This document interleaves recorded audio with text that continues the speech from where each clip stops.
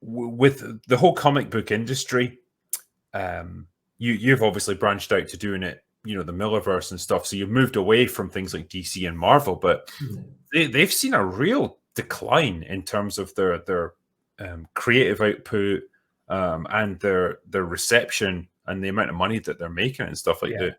As I understand it, the comic book industry, despite all the movies and stuff that are getting produced, it's kind of in dire straits in a lot of ways, at least from the big two publishers.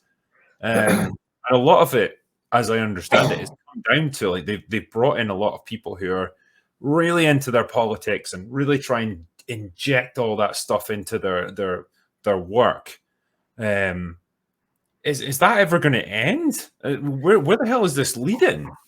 Do you know, I actually think that it's kind of similar to what it's always been in that you've got good and bad, that there's still some great stuff in there. You've got guys like Jason Aaron, who's a brilliant writer, you've got just doing like great stories, like great classic kind of stories. You've got, he's doing The Punisher right now. You've got Scott Snyder, you've got James Tynion, who's a terrific writer and all that, there's a whole bunch of people who are really, really good. The trouble is there's not that many at the big two, at Marvel and DC. And what the industry really needs is Marvel to be really strong. Like every success in independent comics comes on the back of Marvel being really strong, because people come into the stores and buy Marvel comics, and while they're there, they try Kick-Ass. It's it's no accident that after Civil War, people came in and picked up Kick-Ass, because they were coming in and buying Marvel comics at the time, so our little indie books did disproportionately well, But when Marvel isn't doing great, the industry suffers. DC doesn't do as well. DC relies on a healthy Marvel, and the indie books rely on both of them, but particularly Marvel, because people get out the habit. It's a bit like, I remember when Avatar came out, a lot of movies that came out around the same time as Avatar in 2009, they really overperformed the other things in the cinema. And the thing that came out for about 6 months after, because people get back into the habit of going to the cinema again. And it's the same thing with comics as well, that if Marvel isn't doing anything super exciting, and I think there's a bunch of reasons, actually. I think the political stuff is tedious, that is, nobody disagrees with it, right? It's like most people are really decent.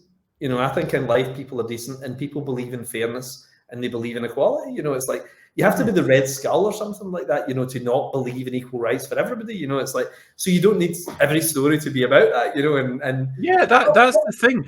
And it feels like sometimes they bring in writers who that's all they can see is just like writing, though, isn't it? Their politics and stuff, and it's like, you've got these. I think it was Civil War 2 where they had a character who's got a T-shirt. It's like, ask me about my feminist agenda, and so it's like, oh, fuck off! Like nobody needs that crap in their comic books. Like, I imagine like what you want is a bit of escapism. You want a bit of fun, a bit of entertainment. Yeah, you can reflect real world problems and issues and stuff, but like there should be at least a veil of fiction between you and that, like rather than just preaching at people. The reason I'm again, I hate to sound, I feel like internet Jesus suddenly, but like the reason I'm forgiven of even heavy-handed stuff is I've done it too, and I think it can work, like comics have always been quite political, like Superman in 1938 was quite political, like a lot of that stuff in the 40s, World War II comics and everything, pretty political. And Stan Lee was hugely political, like 1960s comics, but not at the expense of being entertaining, So, I mean, it is really important to keep that going. So when I was doing the Ultimates, for example, which was the template for the Avengers stuff, I had Captain America, Thor, Iron Man, and everybody sent into Iraq to take out weapons of mass destruction by George W. Bush, and it was persons of mass destruction, the superheroes being sent into Iraq to wipe out bases, and they were being politicized in the Marvel universe, in the story, and people were all kind of angry about it, and there was a schism between the superheroes, the ones who wanted to do it, the ones who didn't want to obey orders and everything. But your stories, I think they always reflect the world they're happening in, so I can see why people do it as well at the same time. To me, it's not, I always think like woke is thrown around so easily and everything, but I think that it's not the politics, it's actually the level of skill in stories, It's actually just, am I entertained or am I not? And I think the real problem actually is there's two things. I think one is a lot of the good writers have gone, like a lot of the people I really love are off working full time elsewhere now, in different industries. I think that's a bit of an issue. You know, there's a lot of really good writers around just now, but I think there was more when you look at 80s comics. It's staggering how many good books there were. I actually counted at one time, and in one month there was over 40 books that I would buy. Whereas right now there's maybe 4 or 5 that I'm buying. You know, so it's a smaller talent pool, I think. But I think there's something else going on as well, which is people are scared to take risks now as well because of cancel culture, and I think that's really hurt comics.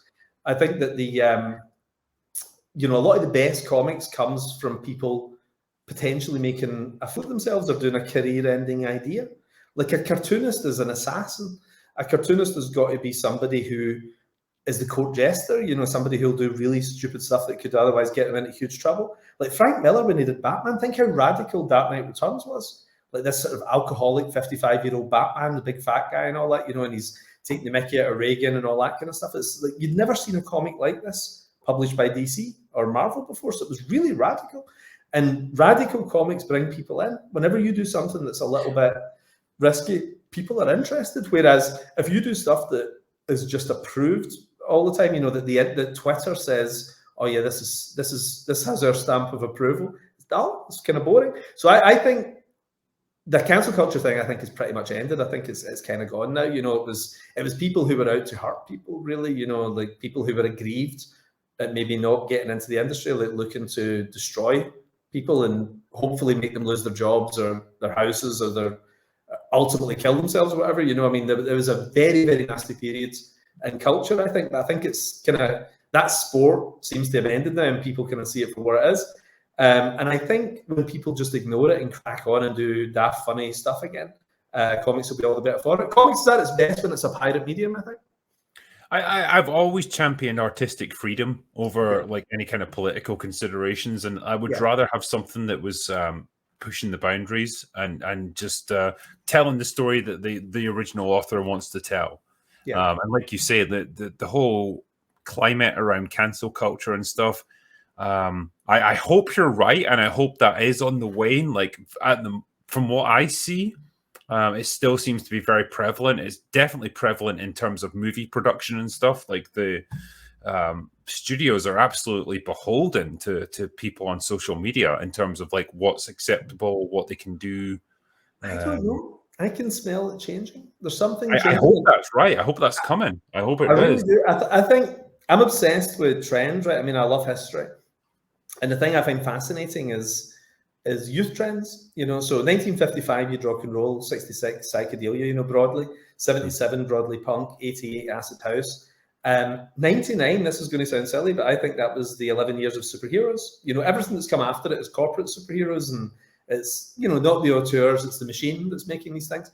But the cool youth trends from 99 to 2010, I think, was that. But I think 2010 to 2021 or thereabouts, I think it's that culture. You know, it's the Twitter assassin culture. You know, it's the Puritan culture. You know, it's, if it was Game of Thrones, it would be the High Sparrow kind of thing. You know, like people being destroyed for not being pure enough and then turning on their friends who equally then in turn are not pure enough as well, you know. So like I think that era mercifully has ended. You know, I think it's still twitching, but I think it's pretty much gone. And people, I think, are starting to appreciate what artistic freedom is again, you know, like to actually tell the kind of stories they want to tell, and not be beholden to this very tiny mob, and they're going out into the mainstream again. Thanks for watching this clip. Now, if you're interested in supporting my channel, then feel free to take a look at my latest novel, Dark Harvest, which is available to pre-order on Amazon now. Anyway, that's all I've got for today. Go away now.